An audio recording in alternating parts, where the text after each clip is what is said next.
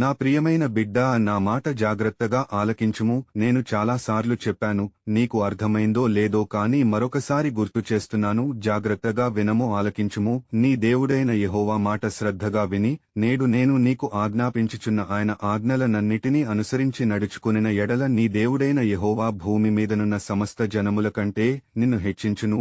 నీవు నీ దేవుడైన యెహోవా మాట వినిన ఎడల ఈ దీవెనల నీవు నీ మీదికి వచ్చి నీకు ప్రాప్తించును. నీవు పట్టణములో దీవింపబడదువు, పొలములో దీవింపబడదువు. నీ గర్భఫలము, నీ భూఫలము, నీ పశువుల మందలు, నీ దుక్కి టెద్దులు, నీ గొడ్డె మేకల మందలు దీవింపబడును. నీ గంపయు పెండి పిసుకు, నీ తొట్టెయు దీవింపబడును. నీవు లోపలికి వచ్చినప్పుడు దీవింపబడుదువు, వెలుపలికి వెళ్ళినప్పుడు దీవింపబడుదువు. నీ మీద పడు, నీ శత్రువులను యెహోవా నీ ఎదుట హతమగునట్లు చేయును. వారొక త్రోవను నీ మీదికి బయలుదేరి వచ్చి 7 త్రోవల నీ ఎదుట నుండి పారిపోవుదురు. నీ కోట్లలోనూ నీవు చేయు ప్రయత్నములన్నిటిలోనూ నీకు దీవెన కలుగునట్లు యెహోవా ఆజ్ఞాపించును. నీ దేవుడైన యెహోవా నీకిచ్చుచున్న దేశములో ఆయన నిన్ను ఆశీర్వదించును. నీవు నీ దేవుడైన యెహోవా ఆజ్ఞలననుసరించి ఆయన మార్గములలో నడుచుకునిన ఎడల యెహోవా నీకు ప్రమాణము చేసియున్నట్లు ఆయన తనకు ప్రతిష్ఠ జనముగా నిన్ను స్థాపించును.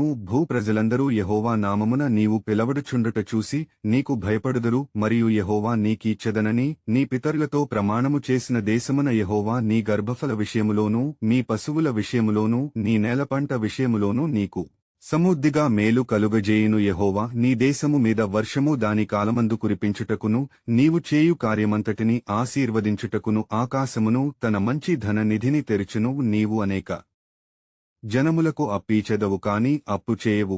నేడు నేను మకాజ్ఞాపించు మాటలన్నిటిలోనూ దేని విషయములోనూ కుడికిగాని ఎడమకుగాని తొలగి అన్యుల దేవతలను అనుసరింపకయు వాటిని పూజింపకయునున్న ఎడల నీవు అనుసరించి నడుచుకునవలెనని నేడు నేను నీకు ఆజ్ఞాపించుచున్న నీ దేవుడైన యెహోవా ఆజ్ఞలను విని వాటిని అనుసరించి గైకొనిన ఎడల యెహోవా నిన్ను తలగా నియమించునుగాని తోకగా నియమింపడు.